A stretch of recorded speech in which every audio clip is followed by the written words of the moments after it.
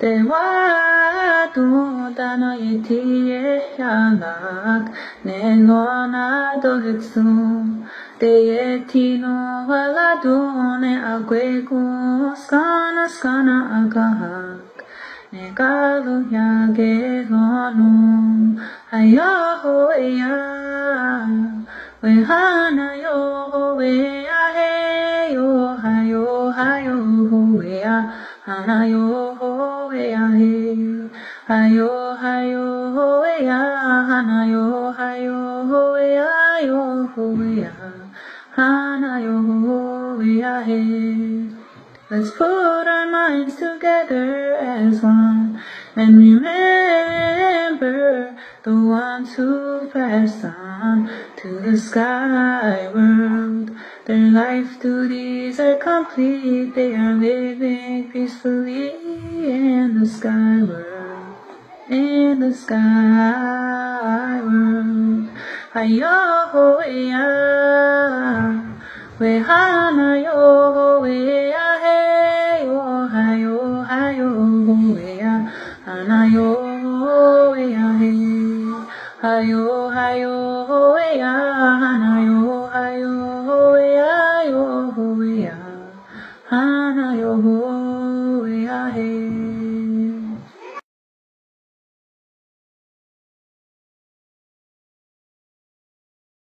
Go ahead and read it out loud. There's DOT. Or DDT it says. Yeah, it's DDT. Is it DDT? It looks like DDT. DDT 17E. USS. USS with the stamp. That's federal government. Then it's got, I think, 18 or 16. 1855. I can't tell the rest. It's not really. There's some more. Dude, that's an old barrel. It's not oil. No, something else. I don't know. I don't know either. I'm not seeing anything else. Careful how you're touching it too. Huh? There's green on it. It's green? Yeah. Did you see anything else on top? The big letters, what do they say? The STD or STC, right? STC. What the hell does that mean? But this barrel was green before. It was a green barrel? Yeah, you can tell by that. Oh, I see it. Oh, you know what? That's the same color paint as those other barrels over there. Oh, yeah. What's the USS though? United States. It's a stamp, like their brand. See? It's like USS. Well, I have them check into the archive. Yeah, the stamps. Every day for a decade in the 1960s, a plane would fly over the San Carlos Apache Reservation and spray the land below with a chemical cocktail. It was a federal program that aimed to wipe out thirsty vegetation along the Gila River to preserve water for the growing city of Phoenix, 90 miles to the southeast. Now, more than 50 years later, the Environmental Protection Agency has investigators on the ground on the reservation to find out if there are any lingering effects on the Apache people. This story was uncovered by Nigel Duara, who covers the Southwest for the LA Times. The show's Lauren Gilger spoke with him more about this. And Lauren, did the Apaches know what was being sprayed on them at the time? They didn't. The tribe's government actually signed off on the program and only sent a statement to Duara when he reached out to them to comment for the story. But yes, at the time, all this time, the Apache people were given no answers. No one told them what this chemical compound was or why it was being sprayed. And it turns out it was called Silvex, and it has components similar to Agent Orange, which has been accused of causing serious health problems for soldiers in Vietnam and in other areas around the country. So have they seen actual serious health problems because of this? Some think so. So Duara tells the story through Mike Stevens, who was a kid when the spraying was happening. His wife's family lived right on the riverbank where this spraying was most focused, and all of them have since died of various cancers or other diseases. So he wants answers. But Duara said to understand the effect this may have on the reservation today, you have to understand the reservation as it was back then.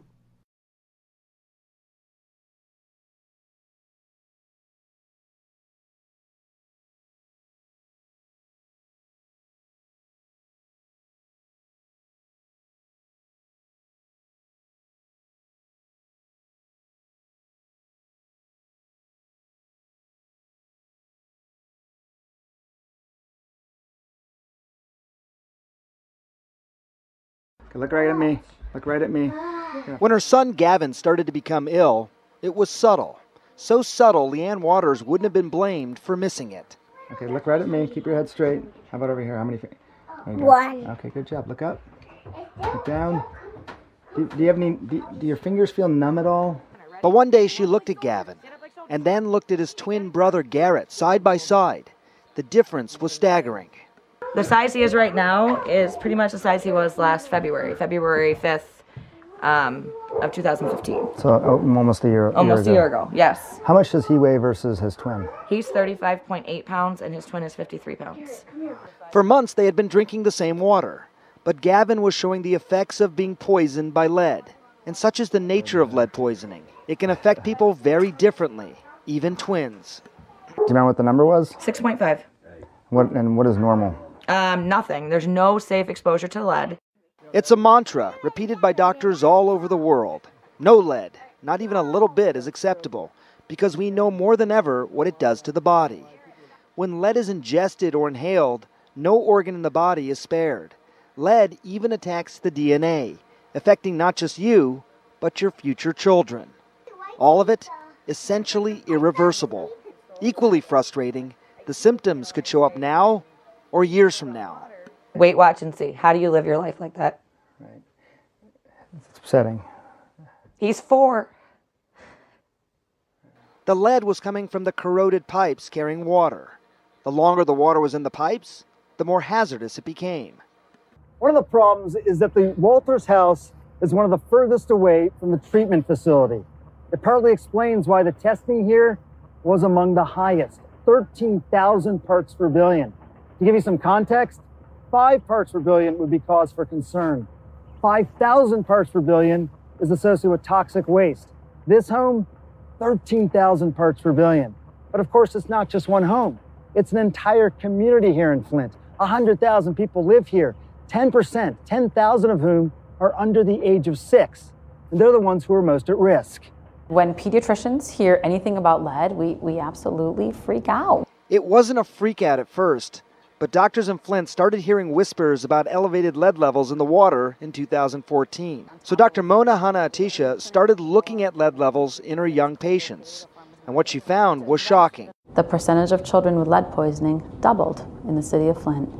And in some neighborhoods, it actually tripled. She sounded the alarm to state officials as loudly as she could, but no one listened. Instead, we were attacked. So I was called an unfortunate researcher, that I was causing near hysteria, and that the state numbers were not consistent with our findings. Maybe denial was so easy because of this. Flint, a city surrounded by some of the largest freshwater lakes in the world, was now delivering some of the world's most contaminated water to its citizens. In October of 2014, General Motors, you say, stopped using the water because it was corroding their parts. Right. That seems like a pretty obvious clue. Yeah, so red flags, like loud alarms should have been going off in people's brains. If it's corroding engine parts, what is it doing to our plumbing that is predominantly lead-based? Water that could corrode engine parts. Just imagine what it was doing to the body and brain of Gavin Walters. These kids did nothing wrong. They did nothing wrong except being poor. In May, Professor Mark Edwards from Virginia Tech and Dr. Mona Hanna-Attisha sounded an alarm about lead in Flint's water. Governor says, look, you can have anything you want. Anything, Mona. I want a rewind button to April 2014. That's what I want. Because you can't undo this. You cannot undo this. If there's ever been a U.S. city in need of a rewind button, it's Flint, Michigan. More than a third of the people here are living in poverty. Life expectancy is 10 to 20 years shorter than the rest of the state.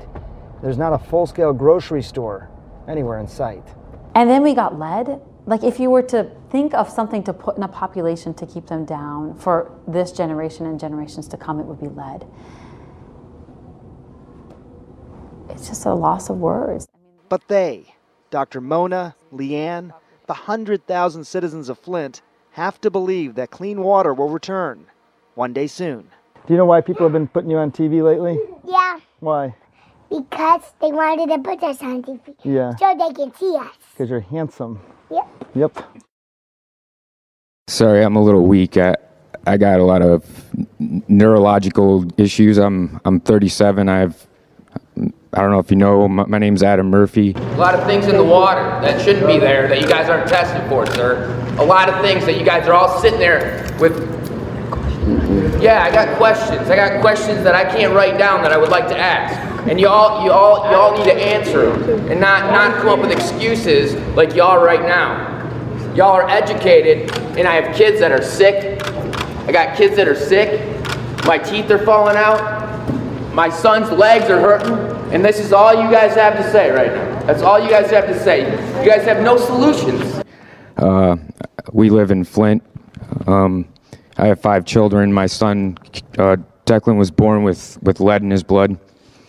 My dog had a stillborn, but before that, before the water, we had perfect litters, 2 litters, perfect.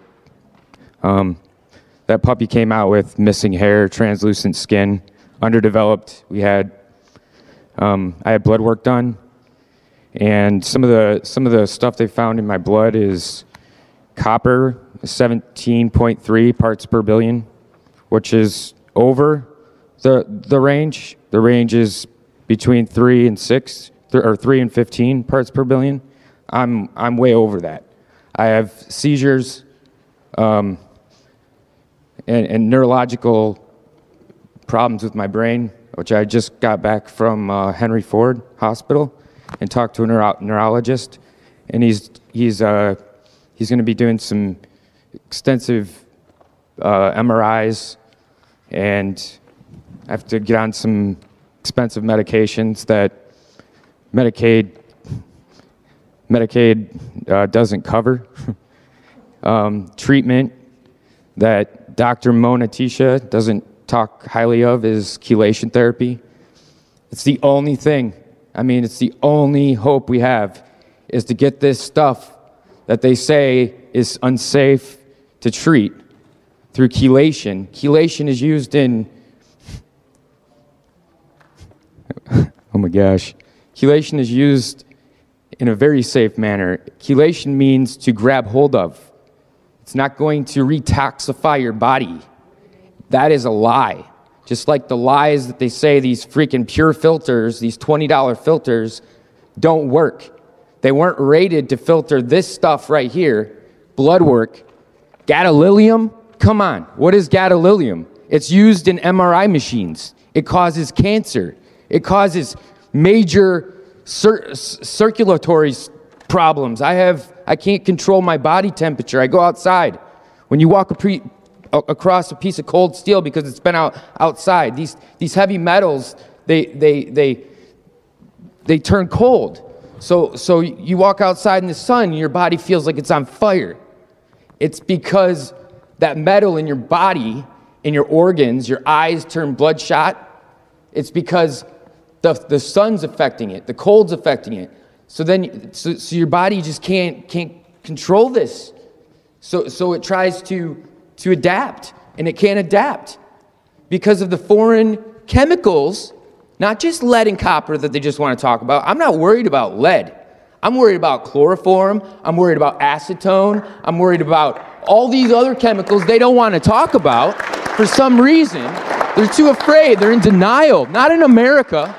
Not in America. People talk about New York City and their drinking water there. In New York, the EPA tests the New York City water. Well, there's a mile-long list of things they're testing for in New York City. How come they're not doing it here? And they're finding lead in New York City. Yes, schools. They are, but they're taking care of it. And they're treating their citizens like giving their citizens respect by saying, oh, there's a lead pipe that we missed in your home. You have like 0.1 parts per billion of lead coming out of your pipes. So we got to change those pipes and get them out. That's what we need here. And every month they're testing 1,000 homes. From the 2015 water report detailed water report in New York City that I looked up, they're testing for things that the EPA isn't even requiring to test for. How come they're not doing it here? Why? Because we're poor or uneducated? I was a millwright. I went to school for 7 years. I worked in the field for 2.5 years, and I can't even take care of myself or my kids. My wife takes care of me. My wife drives me around. I can't even hardly drive places because I get lost. If you're experiencing pain, you're experiencing these symptoms, the state's got a lot of answering to do and a lot more work than what they're doing. And covering it up is not the answer.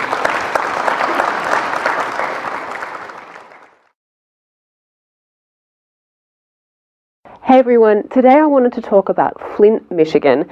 We've received so many questions and requests for a video. A lot of people are asking, how did the scientists fail to find a problem with lead in the water?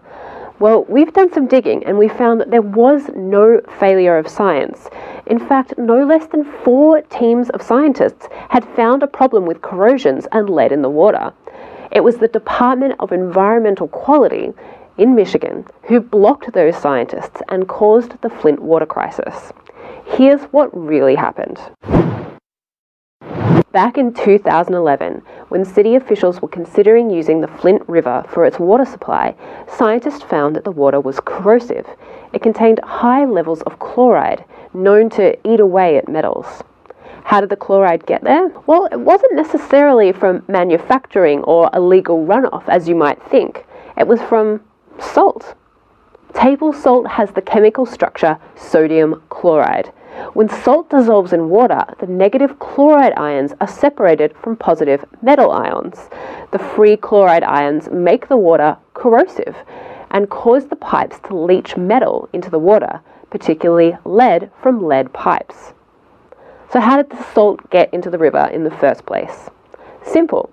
The people of Flint live in Michigan, where there's lots of snow, and they were using excessive amounts of salt to de-ice the roads. The salty water ran into the Flint River and was then pumped back into their pipes. Now, everyone knows that salt runoff is a problem for rivers in snowy areas, and everyone knew that the water in the Flint River had a much higher level of chloride than the water they had been getting from the Great Lakes. Back in 2011, researchers advised Flint city officials that in order for the water to be drinkable, they would need to add an anti-corrosive agent. Up until now, Flint had been getting its water from nearby Detroit, and Detroit was using phosphates to prevent the problem in their own pipes. No problem, problem solved. But Flint ignored those scientists and chose not to add the anti-corrosive agent to the water because it would cost $100 a day. In April 2014, the town of Flint switched from using Detroit water to Flint River water. Almost immediately, the harsher waters caused Flint's pipes to release iron that made the water brown, as we've seen in photos of people holding brown water. Now, iron is unpleasant to look at, but it's not that dangerous. By October 2014, General Motors had noticed that the water corroded their car parts and had stopped using it. In February 2015, officials tested the home of Leanne Walters and discovered her water had lead levels of 104 parts per billion. Now, there's no safe level of lead, but the threshold is considered to be 15 parts per billion. So a reading of 104 parts per billion was extremely worrying. The city retested her water later that month and found an even higher number of 397 parts per billion, more than 25 times higher than the recommended threshold. According to the EPA's rules, if lead reaches a level of 15 parts per billion in water, the source of the problem must be identified and corrected. The EPA asked Flint what it was doing to prevent lead from leaching into the drinking water from pipes. Was Flint using phosphates as recommended? The Michigan Department of Environmental Quality responded to say that yes, Flint had an anti-corrosion program. What they didn't admit was that phosphates were not part of that program, essentially lying to the EPA. They told the public of Flint that Leanne's house was an anomaly, but it wasn't. Given the information from General Motors and from Leanne Walters, Michigan Department of Environmental Quality should have and could have begun acting at this point, but it didn't. Instead, it decided to monitor the lead levels. Unsurprisingly, their monitoring found that lead levels were rising, But rather than act, the Department of Environmental Quality lied, telling the public that tests showed the water was safe. Leanne Walters had her 4-year-old son tested for lead poisoning and found a blood lead level of 6.5 micrograms per deciliter, meaning that her son was officially lead poisoned. Now, you probably know lead is not a good thing to have in your body, but its effects are particularly damaging for children.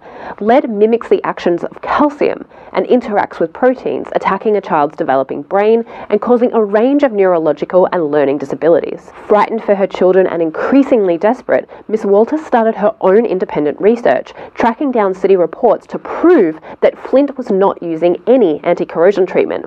She also tracked down a water expert, Miguel del Toro, who worked at the EPA in Chicago, and she informed him of what was happening in Flint. Del Toro warned Ms. Walters that the testing done by the city was purposely deceptive. Flint city representatives had told Ms. Walters to pre-flush the water mains by running her water on full for 15 minutes. This clears out much of the lead and sedentary water that's left sitting in the pipes, which means the lead reading will be much lower. Essentially, the city of Flint was trying to fudge the numbers. Del Toro connected Ms. Walters with Mark Edwards, an expert on water quality at Virginia Tech, to have her water independently tested. By June 2015, Del Toro had composed a preliminary report on the lead crisis in Flint, which was leaked to journalists. This was the first time any official had publicly implied that there could be a serious lead problem with Flint's water. But because the report wasn't finalized, the EPA refused to talk about it with the media. In the report, Del Toro raised serious red flags about the lack of corrosion control treatment and also mentioned the practice of pre-flushing before testing, saying there was significant underestimation of lead levels in the drinking water. Again, the Department of Environmental Quality denied the problem and called Del Toro a rogue employee, dismissing his findings. After the reports hit the airwaves, Linda Dykena from Michigan's Department of Health and Human Services reached out to the Department of Environmental Quality for an update on Flint. The Department of Environmental Quality lied and said they had not seen a change in compliance with the lead rule since switching to the Flint River source. Suspicious, the Department of Health and Human Services ran its own data and found that yes, there had been an increase in the number of children with lead poisoning, but they didn't do anything with that information, and the report was never released. Meanwhile, Mark Edwards and the volunteer research team from Virginia Tech retested the Walters home and found that the lead levels in the water had skyrocketed to 13,200 parts per billion, more than twice the amount at which the EPA classifies water as hazardous waste. But the problem wasn't isolated. The researchers found that at least a quarter of the households they tested had levels of lead above the threshold of 15 parts per billion. Edwards later commented, "The extent to which they went to cover this up exposes a new level of arrogance and uncaring that I have never encountered." By August 2015, the EPA had officially asked Flint to start using anti-corrosion treatment in its water. Flint refused, insisting they were not required to by law. By September 2015, Edwards and his team from Virginia Tech went public with their findings and announced that the Flint River's high chloride levels were causing pipes to corrode and leach lead. Again, the State Department of Environmental Quality told the public there was nothing to worry about. It claimed it had tested the water at every home with lead pipes. But it was later discovered that the city had no idea which homes had lead pipes because the data on the city's water lines was stored on 45,000 index cards, some over 100 years old. That same month, Dr. Hannah Atisha, Director of Pediatric Residency Programs at the Medical Center in Flint, announced that lead poisoning in young children had surged since the city switched its water supply. Again, the Department of Environmental Quality claimed that her data was wrong and accused Dr. Hannah Atisha of playing politics. It wasn't until October 19 that Dan Wyant, Director of the State Department of Environmental Quality, admitted that his department had made a mistake. By November, the residents of Flint had filed a class action lawsuit. And by December, the Michigan Governor's Office released its findings on the Flint water crisis and in a scathing task force report blamed Wyant and the Department of Environmental Quality for the problem. Wyant resigned on December 29, 2015. Now, if all of this hasn't made you mad yet, the Flint Water Study has released emails from Michigan's Department of Health and Human Services and Department of Environmental Quality revealing that both state agencies purposely refused to release data to scientific researchers and were instead working full-time to attack the idea that there was any problem with lead poisoning in Flint. Links to all of that information are in the description. But no joke, this is the first email released from his office, and as you can see, the whole email has been redacted, so not much hope of transparency there. As of January 2016, an estimated 6,000 to 12,000 children have been exposed to lead poisoning. The neurological impacts for these children are unknown, but estimates put the cost of their medical treatment at $100 million over the next 10 years. If you'd like to do something to make sure that what happened in Flint never happens again, Phil Phelps, a Democratic member of Michigan's House of Representatives, announced that he's about to release a bill to make it a felony for state officials to intentionally manipulate or falsify information in official reports, punishable up to 5 years in prison and a $5,000 fine. You can tweet your support for that bill to Michigan's House Democrats at MIHouseDems or to Michigan's House Republicans at MIHouseGOP.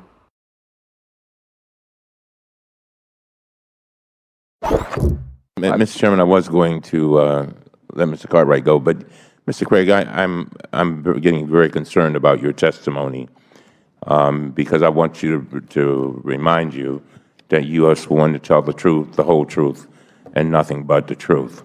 So let's go over what you just said. And I got to get it right in here because I'm kind of concerned because I don't want the public to not see this for the accurate truth. Mr. Craig, Governor Snyder recently named you as the new head of the Michigan Department of Environmental Quality last month. Your boss, Governor Snyder, and I'm hoping he's watching, by the way, gave this 2016 State of the State address. In his speech, Governor Snyder seemed to take responsibility for the Flint crisis, stating that, and I quote, "The buck stops here with me," and that, quote, "I take full responsibility to fix the problem so that it will never happen again." However, in the same breath, Governor Snyder also tried to blame the city of Flint, as it sounds like you're doing right now, and he said this, and I quote, "This crisis began in the spring of 2013 when the Flint City Council voted 7-1 to buy water from the Karenga-Nandi Water Authority," end of quote. Ms. Craig, do you agree with Governor Snyder's statement? The question that I responded to, sir, was if they would never have changed their water source, would this issue have happened? And I believe that's a true statement because they were on Detroit Water and Sewer Department water, which was phosphated, and they had a 30-year history. So I apologize if I misrepresented. No, I'm not finished. Just hold on. I'm not finished. We reviewed the resolution passed by the City Council and the minutes from the meeting. At no point during the meeting did the City Council vote to allow the Flint River to be used for drinking water. Isn't that correct, Mr. Spring? I haven't reviewed those personally, but that's my understanding. Mr. Chairman, I would like to introduce into the record a letter we just received yesterday from Sheldon A. Neely, who served on the City Council from 2005 to 2014. He was actually there. He was there, Mr. Craig, all right? In his letter, Mr. Neely explains that the City Council did not. Do we have the letter? Where's the letter? You got it? Where's the letter? Oh, they have it. In his letter, Mr. Neely explains that the City Council did not make the decision to use the Flint River because, quote, "The Flint City Council had no power to actually enact any laws for the community. Everything went through the emergency manager," end of quote, who was appointed by the governor. He also says this, and I quote. Did you need something, Mr. Chairman? No, I okay. Oh, yeah. Would you please? We'll enter the record without objections to order. You're making me nervous with your finger in it. This is what he said. "It was the emergency manager, Ed Kurtz, who made the decision to use the Flint River as a primary source of drinking water for the city of Flint." Mr. Craig, Are you aware of Mr. Kurtz's actions? No, sir. I was not in the seat at the time. And Mr. Craig, so Mr. Neely also wrote that, quote, Governor Snyder's account of the events leading to this water crisis are completely wrong, end of quote. Why would Governor Snyder try to blame the city council for this decision when it was his own appointee who made it, and you have a city council that has no authority? There's something wrong with that. That's why I interjected here, because I want the truth, the whole truth, and nothing but the truth. Now, let me ask you, I'm not finished. Do you have any reason to believe that Mr. Neely is not telling the truth? I have no reason to believe. Now, Mr. Neely's letter is supported by statements from Flint's former mayor, Dane Walling. On January 22nd, 2016, he stated, and I quote, after City Council and I expressed support for a new water supply from Lake Huron, the emergency manager, Edward Kurtz, went behind closed doors with the Department of Environmental Quality and decided to use the Flint River as an interim source, made the budget changes, and put that in place, end of quote. Were you aware of Mayor Walling's statement? I am not. All right. Based on the evidence, it seems that Governor Snyder was trying to blame the city of Flint for actions of his own appointee. And he did this in his State of the State address to the entire population of Flint. Now, let me ask you something else. Are the people paying right now in Flint for water they cannot wash in and cannot use and cannot drink? Are they paying water bills? And is it a part of the recovery? You said you want to make them whole. Is that part of it? Why would they be paying for water that they cannot even use, that is poisoning them? That's not American. As Mr. Chairman said, this is not a third world country. Are they paying those bills? Are you going to relieve them of that? Everyone deserves safe drinking water, and that's the expectation. And yesterday, the governor introduced a supplemental for $30 million to help with that issue. The number one issue, as we've spoken with the mayor, is to make sure the utility remains solvent. And the billing is actually more of a city issue, but we understand and respect that, and everyone deserves water that is safe. Mr. Chairman, as I close, these are people who are struggling. They're struggling. They've come over here, all the way here from Flint. I don't know how they got here. I guess on a bus. But the fact that they're here. But you know what, Mr. Craig and Mr. Chairman, they're also Americans. They're also Americans, just like you and just like your children. And I don't, and I want to be real clear. And the chairman will bear me out on this. I have said, I don't care whether it's EPA, whether it's local, whether it's state. I want everybody who is responsible for this fiasco to be held accountable. I'm not protecting anybody because that's not our job. We are the last line of defense. And if we don't do it, nobody's going to do it. I yield back. People of Flint today, as we sit here, can they drink the water? No, we don't want them to. And that's the terrible tragedy of all this. Tonight, as the people of Flint wait and wonder if they have been poisoned by the lead in their water, Michigan Governor Rick Snyder admits he failed them and promises to fix the crisis. All medical experts agree no level of lead ingestion by anyone, especially children under the age of 6, is okay. That's correct. You said last week over 100 children here in Flint have high levels of lead in their blood. How many kids is it as we sit here today? It's about 100 and some if you go back over the last couple of years. You're saying there's 100 children as of now. There may be many more. There could be many more, and we're assuming that. That it can mean a decline in a child's IQ forever, affect their behavior. It's linked to criminality, and it has multi-generational impacts. It can be passed on. Talk directly to the parents of Flint right now who have a child that is going to live with this. Yeah, this is awful. And again, our goal is to do whatever possible to minimize the damage, to help support them through that. This shouldn't have happened. Again, this is where there was a failure in government in terms of people not using common sense enough to prevent this from happening and identifying it soon enough. A local pediatrician, one of the first to discover the lead in the water here, calls the impact on the children irreversible and multi-generational. For those parents that are sitting here today and wondering, is my kid going to not reach their potential because of this? And that's going to happen to some of these kids. We know that. Dr. Mona Atisha told me that what can be done is that you can minimize the impact through early literature programs, universal preschool, access to healthy foods, so say the calcium binds instead of the lead to the child's bones, etc., mental health services. She put a price tag on that, Governor, and she told me it's going to cost $100 million just to do that. Will you make sure they get $100 million? I'm not sure she would know how to put the price tag. I have reviewed recommendations she's made. And actually, a number of those actions we were already working on doing in Flint. She's done the analysis. I'm asking you again, $100 million. Will you make sure they get that if that's what they need? Well, we're making sure they get what they need.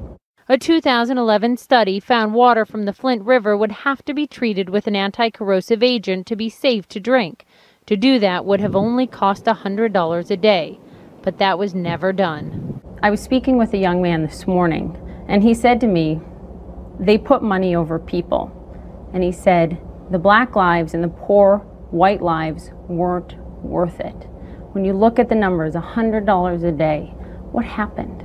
Well, that's the failure point. I mean, in terms of cost structures, $100 a day, this is where the huge error was, is there were people that were subject matter experts in this that didn't believe that needed to be done. That was a huge mistake. That was part of the fundamental mistake of this whole situation. Didn't need to be done. Why? Well, again, that money in terms was of, no, given not on that point. Priority here over these Not at people? all. This is where the investigations will follow up, and all those, in terms of the details of all that. And we're cooperating with all those investigations because I want to find out what went on. I want the facts out there. The kids were being poisoned by the water they were drinking here. The EPA knew about it. Your spokesman, your former spokesman, knew about it in July 2015 and sent an email about it. And you didn't declare a state of emergency until January of this year. Why did it take so long? Actually, I learned about it in October, and I took action immediately then, offering filters, working with people on getting water, on doing water testing.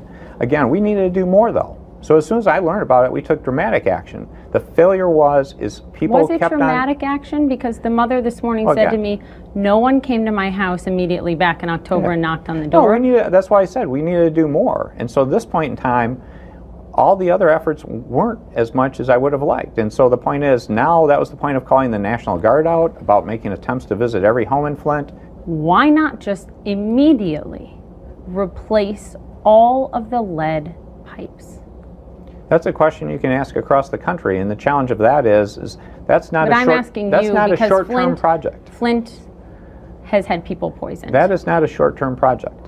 In terms of ripping up all the infrastructure, replacing all that, that can take an extended period of time. Your former spokesman wrote an email back in July of 2015. Here's part of it. I'm frustrated by the water issue in Flint. These folks are scared and worried about health impacts, and they are basically getting blown off by us. You have said since then that you knew about that email and that you were made aware of that. Why not act then? The experts came back from both the Department of Environmental Quality and Health and Human Services to say they didn't see a problem with lead in the water or lead in the blood. The folks here did. Well, they were getting rashes. Their kids were having rashes. The water was discolored. If you could let me finish, Poppy. I mean, that makes you feel terrible. I mean, I wish you would have done something different. As the scope of the crisis has grown, residents have rallied, demanding the governor step down. A number of the residents that I've spoken with in Flint have said ultimately they want accountability. Governor, will you resign? No. Again, I think it's normal. The right action is if you have a problem that happened from people that you were responsible for, you go solve it.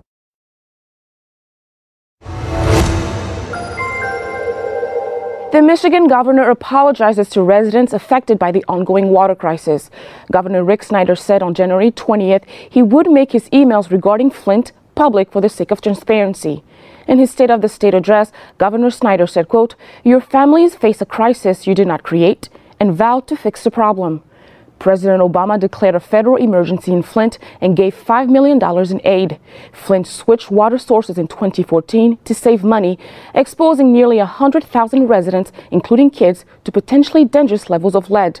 The CDC says no amount of lead is safe for children, and the neurological effects are thought to be irreversible. Critics, including the Environmental Protection Agency, say the state didn't respond quickly enough to the water crisis. Bottled water is being handed out until a new water pipeline is finished sometime this year. For Newsbeat Social, I'm Christelle Coumoué.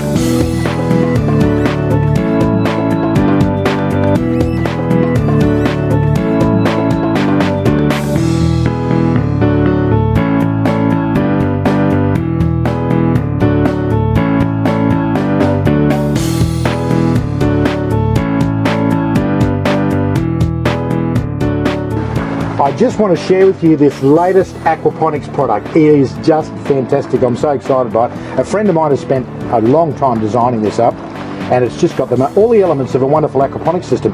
It's called an aquaponicals, and that's the trade name of it. It's really great. If you just look with me, we've got at the bottom here, we've got the sump, which houses the little tiny pump that works there and pumps the water up through a very cleverly designed channel through the middle of the tank here, and then it comes out at the top. You can see it there. The auto siphon is built in. We've got the cutest little auto siphon that actually works. Hi, I'm Gina Cavallero. I'm with Green Acre Aquaponics. I'm here at the aquaponics source, and I am just crazy about this little system called the aquaponicals. We like to do things on a really big scale because we're commercial farmers, but they've managed to take this down to a nice compact little system with lots of grow space. Look at this. It's a little flood and drain media-based system. We get a lot of different types of plants we can grow in here, and compared to other small systems on the market, I think we get 10 times the grow space. Hi, my name is Sylvia Bernstein, and I'm the president of the Aquaponics Source. And we are really excited to be able to bring to you the Aquaponical. This little miniature aquaponics system is great for people who don't have the space for huge aquaponics systems, but they want to bring the fascinating ecology of an aquaponics system into their home.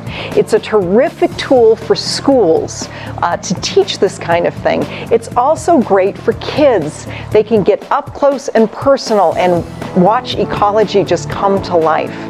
Also, this is going to be a great addition to any home that's looking at growing some of their own food, especially herbs, and having living plants and fish all there right in your home environment. Welcome to another episode of Stems and Scales. I'm Jeremy Schechter, the aquaponics manager out here at Farm Tech in Dyersville, and we're going to give you a sneak peek of our commercial aquaponics system today. So the system actually consists of two parts. We have our nursery part, which you can see over here, and then we have our grow out section that's over here. We start all of our fish out in the nursery system, and when they get big enough, we move them into the grow out system. What that does, it allows for continuous production of fish. The nursery system actually consists of 3 different tanks. The fish start off in the fry tank, which is this small square tank here. So we'll get them at about a ½ gram a piece, throw them in here, and they'll be there for about 6 weeks. At the end of those 6 weeks, we take those fish out and bring them to our fingerling tanks. And they'll stay here for about 12 weeks. Doing that lets us bring in fish every 6 weeks, so we can continually bring fish in and also later on harvest fish constantly. The fry tank here is about 55 gallons, and each fingerling tank is 250 gallons, each of which can hold between 400 and 500 fish apiece. Behind me is our bubble wash bead filter that comes with each of these systems. What this is going to do is going to remove all those solid waste that your fish produce, so you have clean water going out to your grow beds. So here's our grow out system consisting of 4 1,200 gallon tanks, each of which can hold between 400 and 500 fish, and each tank utilizes an external standpipe design which keeps the water level constant so it can't drain out. And it also separates each tank from each other. And from here, the water will drain to a drum filter that removes all the solid waste. The water is going to flow from your fish tanks into this micro-screen drum filter. This drum filter has a 60 micron mesh, so it's going to remove just about all the solids, even the tiny, tiny little particles. What that's going to do is it's going to really make your water nice and clear and ready for biofiltration. The water flows from the drum filter to the biofilter. Now the biofilter is packed with this media that has high surface area for bacteria to grow on to take the ammonia produced by the fish, convert it to nitrites, and then to nitrates. That way the water is safe for the fish and it's nutrient rich for the plants. After the solids have been removed from the water and the ammonia is successfully converted to nitrites and then nitrates, it can freely flow out to the grow beds. But first it's got to stop at this sump, which is a really, really great place for you to add things like acids or bases or do your water tests, things like that. Then it can flow right out to the rafts as nutrient-rich water for your plants. So the grow-out system we just saw is designed to supply water to 2 8-foot by 48-foot deep water culture rafts, which are in the greenhouse next door, and they're next to the 4-foot by 48-foot long media bed that the nursery system is designed to supply.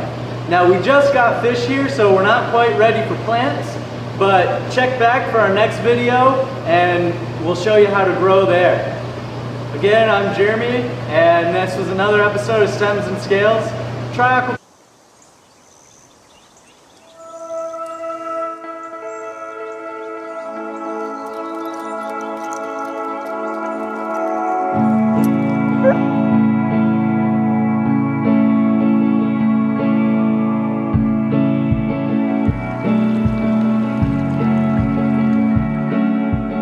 Welcome to Lucky Clay's Fresh, where we raise the freshest fish, vegetables, and herbs in the Piedmont region of North Carolina, not far from Charlotte, Raleigh, and Pinehurst.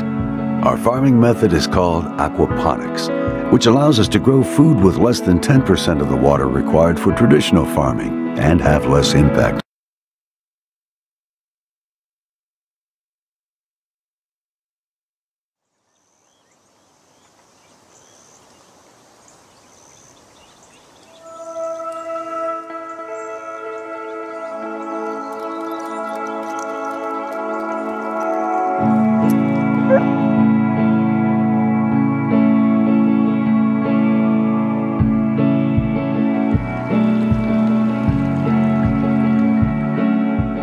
Welcome to Lucky Clay's Fresh, where we raise the freshest fish, vegetables, and herbs in the Piedmont region of North Carolina, not far from Charlotte, Raleigh, and Pinehurst.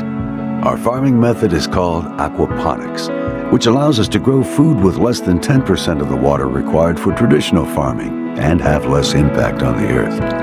In this symbiotic system, fish provide the nutrients for our plants, and plants purify the water for our fish, while retaining 99% of the water used. Heat is provided to our greenhouse by a wood gasification system, fueled by wood chips from local loggers.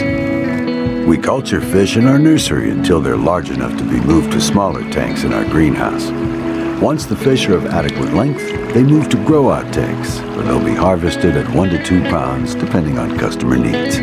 Thanks to gravity, water from our grow-out tanks flows through a filtration system, which separates fish food and waste from the water. This filtered water enters biofilters that house the most important part of our system, beneficial bacteria, which convert ammonia produced by fish waste into nitrate nitrogen, which provides plant nutrients. Next, nitrogen-rich water enters media beds ideal for fruit-bearing plants with a root structure like tomatoes or squash. These beds include earthworms that process and distribute remaining solids in vegetation. For pest control, we release ladybugs and other predatory insects each month, in addition to using certified organic products. Excess water from the media beds moves through a siphon and into raceways where lettuce, flowers, and herbs grow on floating rafts, while freshwater shrimp thrive underneath. Air stones placed along the way provide fresh air for shrimp and plant roots. Once water reaches the end of the raceways, it recirculates to our grow-out tanks to repeat the cycle. If you're interested in stocking your restaurant with the freshest, locally grown, meticulously raised fish and vegetables, we'd be happy to give you a tour and set up a plan for your business.